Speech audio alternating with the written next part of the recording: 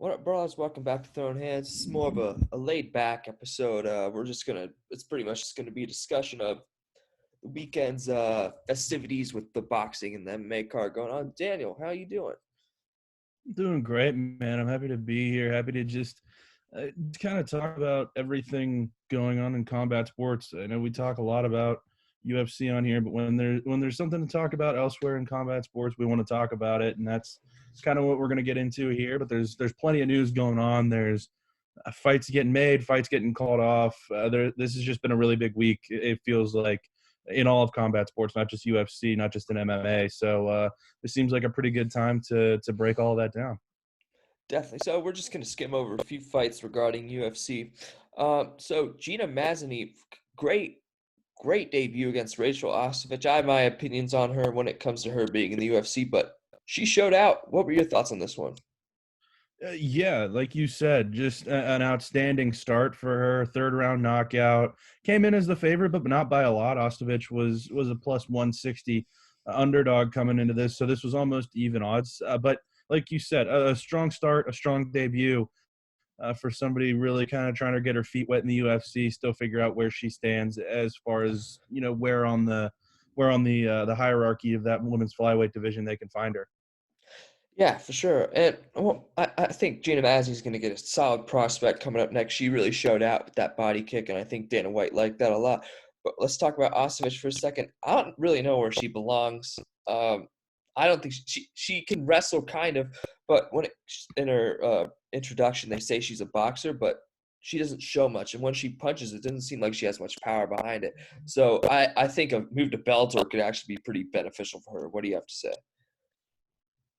Yeah, she's 4-6 as a pro. She's lost three in a row. I mean, two of those three were Paige Van Zant and Montana De La Rosa, which I mean, those aren't bad losses necessarily, but they're not superstars of the game either. And then she loses to Gina Mazany, who's making her debut.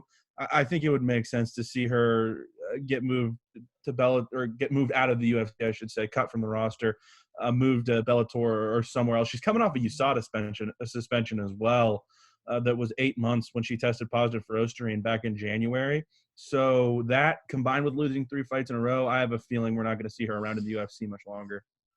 For sure. To more of the main card, we're gonna pick and choose a couple fights here. I want to start with the first bout of the main card: Jonathan Pierce versus Kai Kamaka. Jonathan Pierce looked fantastic in this fight. He kind of gassed out Kai Kamaka after the first round, and he just took it from there. I was quite impressed by his performance. What do you have to say? Yeah, Pierce looked really good, and he was essentially a 2-1 underdog to this. So you would expect Kai Kamaka to have won this fight. He was a pretty heavy favorite, but Jonathan Pierce just came out and in terms of volume dominated him. Was a little bit more even in terms of significant strikes, but when you're coming down to it, Pierce was more dominant. Was just build everything up as he went along through the first couple of rounds. And then you got really towards the end of that second round, and he knew when to finish, and he took care of Kai Kamaka. These were two really athletic, really entertaining guys with some power, and Pierce was able to come out on top, I think, largely because of the volume he was able to bring early in that fight. Yeah, I can't agree with you more. The volume really set him apart in this one. So to another matchup, Parker Porter versus Josh Friesen. I wasn't too keen on Parker Porter coming to this because he lost in the Contender Series a couple months ago, and he did fight John Jones. He was one of John Jones' first six wins. Fun fact. But when we talk about Parker Porter, he had the output in this fight. I think this held the record for like the for 3 rounds for most significant strikes landed in a heavyweight fight. So there was some good stuff coming out of this fight. What were your thoughts on this one?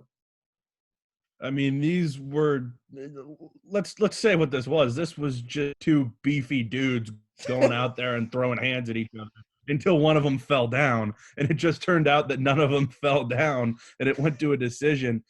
But you look at the numbers between these two guys, and like you said, record-setting in terms of significant strikes for heavyweights: 126 for Parker Porter, 114 for Josh Parisian.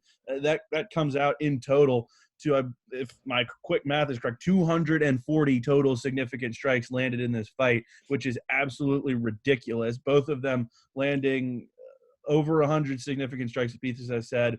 Porter with 164 total, 123 for Parisian. This fight was ridiculous on a lot of levels. Like, honestly, it looked like, you were watching a couple like 35-year-old dads just swing at each other at like a kid's birthday party or something. But these two guys went at it, and they ended up setting records for the UFC heavyweight division, which is really interesting.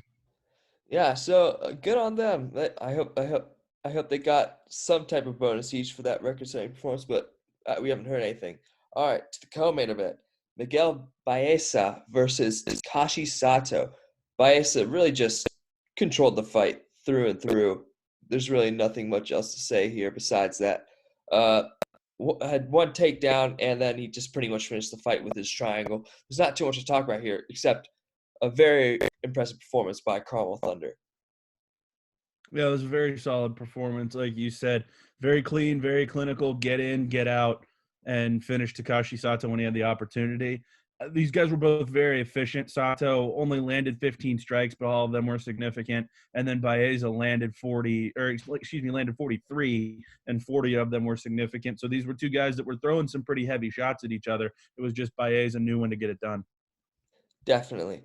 And then, these two guys are young. I'm sure they'll see their way back with regarding Sato and regarding Baeza. He'll get a nice opponent. But this was nice to see. Anthony Smith back in the win column. I was very happy to see this. He landed only 4 strikes total fight, but that's all he needed. He got his one takedown. He just worked and got that triangle choke finish.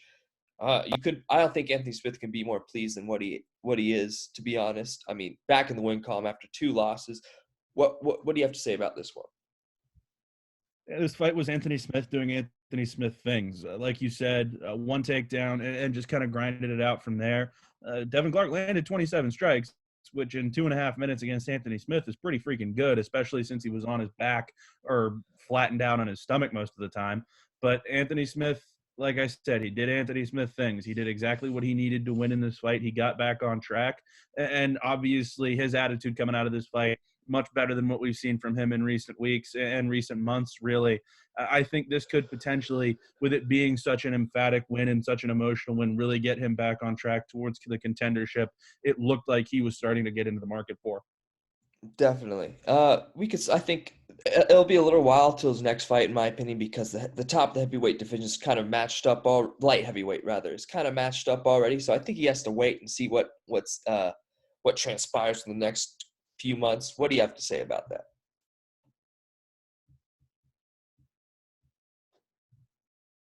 Necessarily got a clear next opponent based on what's going on in that division. You kind of cut out there. Who'd you say is next for him, or do you agree with me? I agreed with you essentially that for what they need out of him, there's not really a clear next opponent, which not to say that they're going to put him on the back burner, but he's probably going to have to wait to figure out what he's got up next. Definitely. All right. So to boxing. It was an interesting night to say the least, I think. We're going to talk about Tyson Jones in a minute, but Nate Robinson looked like he died out there. I thought it looked like he was flat on the canvas. Jeez, I wasn't expecting that from Jake Paul. What were your thoughts on that one? Yeah, that fight was something to say the least, is how I'll put it. Nate Robinson, world-class athlete, played in the NBA, played college football in addition to playing college basketball at Washington. But I'll give Jake Paul credit. I don't necessarily like the way he operates as a person or in business, but he went out there against a world-class athlete and flattened him. So he's obviously got some natural ability, and he's obviously been trained very well. So more power to him. If he continues to pursue boxing, I could see him have some success. I'm not necessarily sure that the people he's calling out are going to, one, want to fight him, or two, if they do, have any sort of mercy when it comes to beating him senseless. But nonetheless, Jake Paul has a natural talent, it seems like, for boxing. He showed that, and it looks like he's been trained very well in addition. We'll talk about whom Jake Paul called out in a minute, but I don't think Nate Robinson should ever put on boxing mitts again. I think it's in his best interest to stay out of the boxing ring. I mean, if he needs a payday, I guess, but he might get killed out there. I think there was a disconnect in what this fight was supposed to be, because I think Nate Robinson came into this seeing it really as more of an exhibition, really as more of a white collar type fight, whereas Jake Paul trained like a professional for this. That was very obvious in his mentality and very obvious in the way that he operated inside the ring, which obviously did not bode well for Nate Robinson because he got absolutely flattened.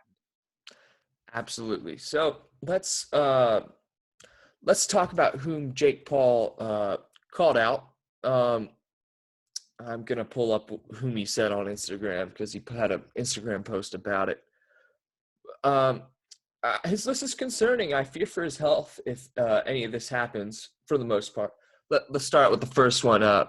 Jake Paul versus Conor McGregor. I hope this happens so Jake Paul gets flatlined. That's I just want to see that. I mean, who doesn't? You don't like? No one likes the guy. Let's be honest here.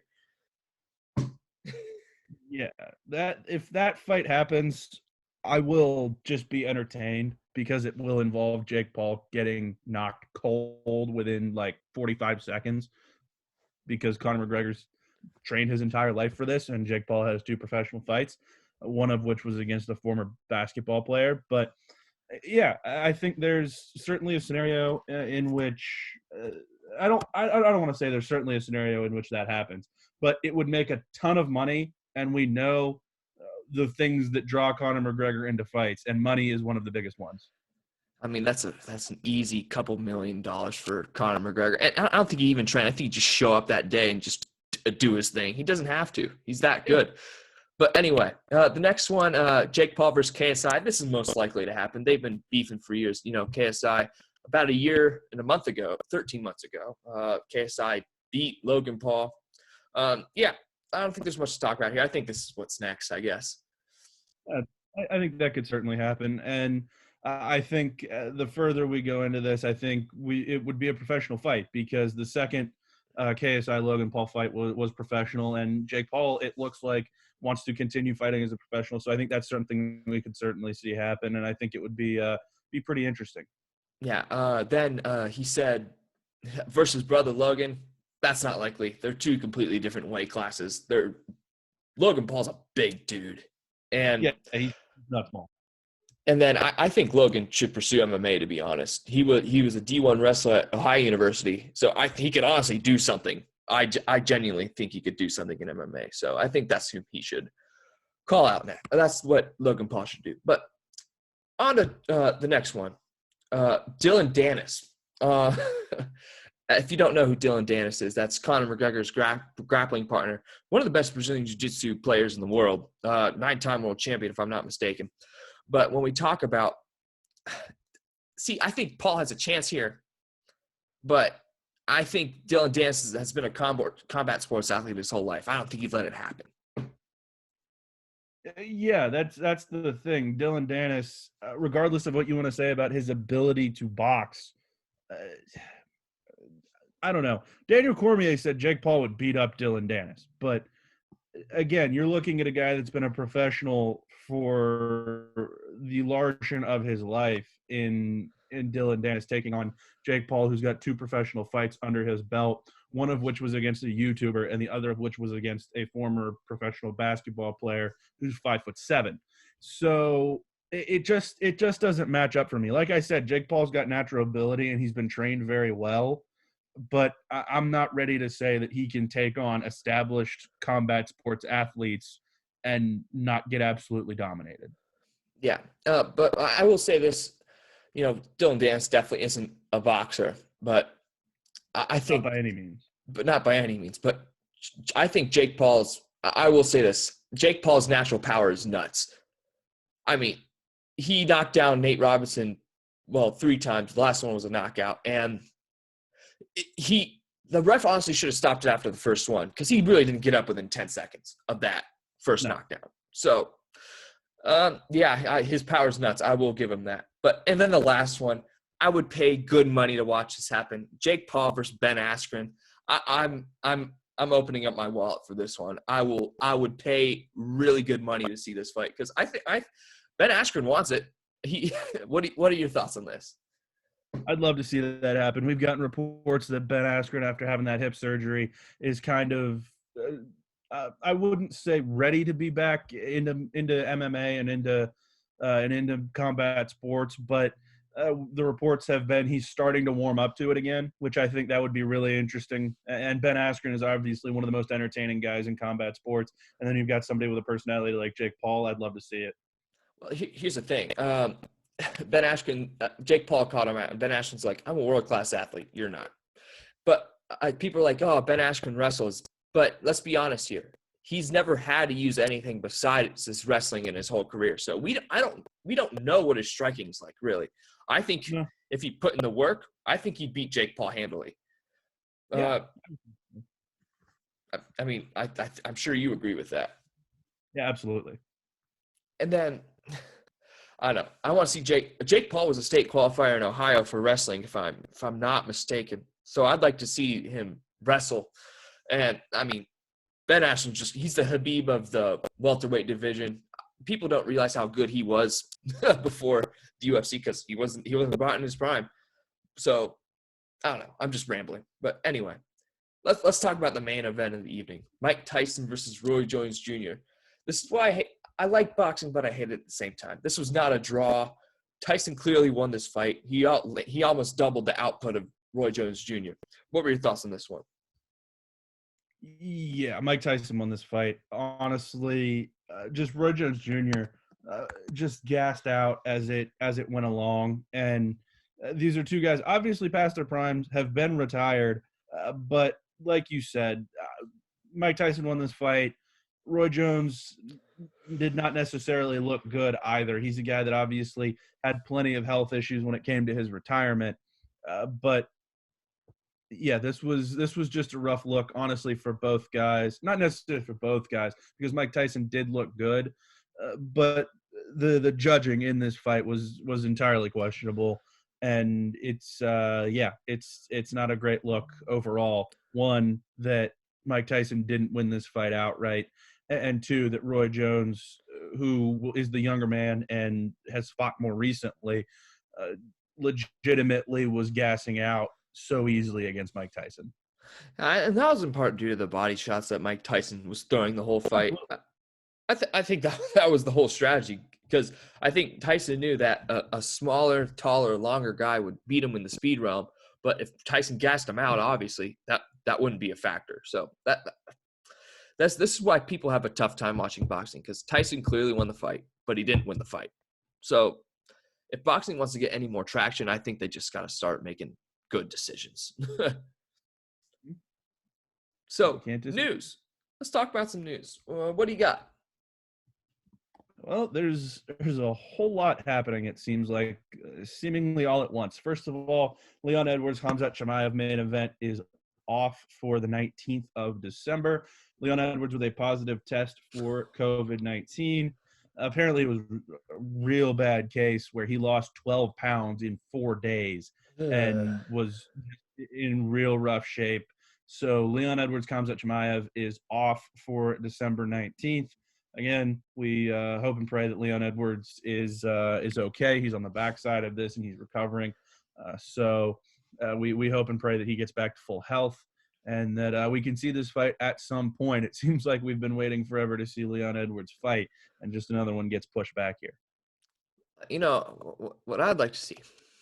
Now, this is crazy. They already said, what is it? What's his face? Kevin Holland will fight Jacare Souza on the 19th, if I'm not mistaken. Something like that. Or the 12th. I don't remember what it was. I'd like to see Holland Chimaev. I mean, that's not going to happen. But that's the fight everybody wants to see. Let's be real here. Yeah. I think that would be a great fight. That'd be so entertaining. I mean, two of the MVPs of 2020 squaring off to finish off the year. I mean, who doesn't want that? Who doesn't? Let's be real here. Marvin Vettori, well, since we're on that, I don't think we mentioned this on the last episode. Marvin Vettori stepping in for Kevin Holland because Kevin Holland had a positive COVID-19 test. And then Kevin Holland took Jacare Souza, so that's something. Shields, Clarissa Shields, if I'm not I think that's her name. Yeah, Clarissa Shields, probably the best female boxer in the world. is joining the PFL to fight MMA. I don't know what your thoughts are on that. That's very interesting because we've seen boxers going into MMA have mixed results. PFL obviously a lower level than what you'd see in the UFC, but honestly, I think it could be beneficial for both if she can have some success because one, she moves to MMA and has success going from one sport to another. But also, as the PFL continues to try to grow, that would be a huge story for them and would largely, I think, bleed over into mainstream when you've got such a highly touted and highly successful boxer crossing over and having success. Oh, for sure, for sure. Alexei Oleinik, Chris Daukaus added to the UFC Fight Night card on February 20th. I'll tune into that for sure. I mean, we have Colby Covington going at it again, saying that he can beat LeBron James in a boxing match, and half the time Logan Paul beat Nate Robinson in a boxing match. Now, let's be real here. Could that happen? Maybe. I think if LeBron figured out how to box and maintain distance, it'd be a lot longer than that. Would Colby Covington will ultimately, of course, but I don't know. That's just a hypothetical. I'm tired of hearing Colby Covington these days. What do you have to say? LeBron James is 9 inches taller than Colby Covington. I'll leave it at that. I say MMA. If he wants a real chance of beating him, just take him around. Colby Covington's a wrestler. Colby Covington's a wrestler, and I would say generously, I would give him a 10-inch reach disadvantage. Yeah. Yeah. So, that would not end well for him. We'll see. I mean, we won't see, but we would see. All right. Do you have anything else? This is sort of off the beaten path because it's not necessarily a huge story, but Joaquin Buckley has once again called out James Krause and said that the UFC is looking to book him to fight at 257 on January 23rd, and that if James Krause isn't available for that date, he will fight anybody from Glory MMA. So there's your beef of the week. Joaquin Buckley wants to fight everyone at Glory MMA. Let's see who's on that team. There's a lot of people on that team. Let's be honest here. Glory MMA and Fitness Gym. I mean, that's a good team. That's a really good team. And then James Krause is the